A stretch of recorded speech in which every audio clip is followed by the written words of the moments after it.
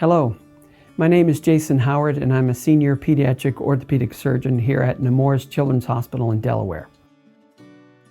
I'd like to introduce you to some of our research which has been published in Developmental Medicine and Child Neurology, highlighting the treatment of muscle stiffness in cerebral palsy. We've learned a lot about muscle contractures in CP over the last decade or so, finding out that connective tissue upregulation is one of the etiologic factors, or at least one of the associated factors with the development of muscle contractures. When you look at this tissue under a microscope compared to typically developing kids, you see an upregulation of this collagen-based tissue, which has been shown to increase stiffness when you look at the muscle on the whole.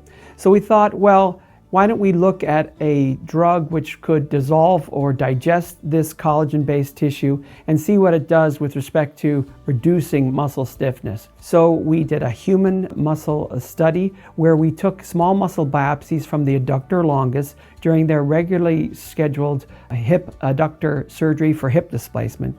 And we took muscle fiber bundles, and those are biopsies which include contractile muscle, but also the connective tissue or the extracellular matrix associated with that. Then what we did was we did a dose response type study where we see, well, if we apply the collagenase to the muscle fibers themselves, well, what's the dose that's required to achieve, say, a 50% reduction in the amount of connective tissues that's there?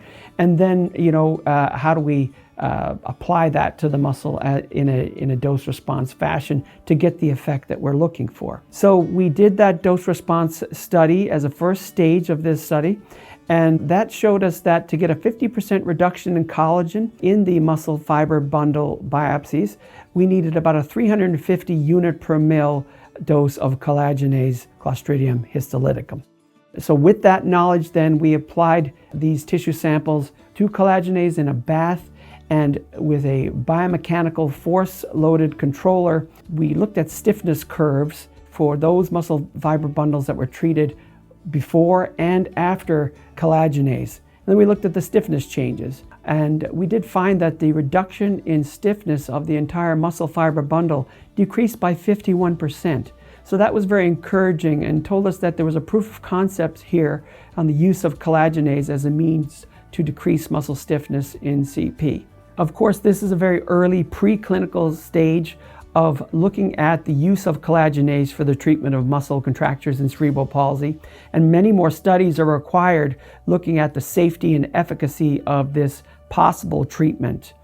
So we'll look forward to investigating this and more aspects of the use of collagenase for future study, and hopefully this will be a treatment that will be available at some time in the future. But for now, we found the results very interesting and confirmatory to our initial hypothesis, and we hope you enjoy the paper.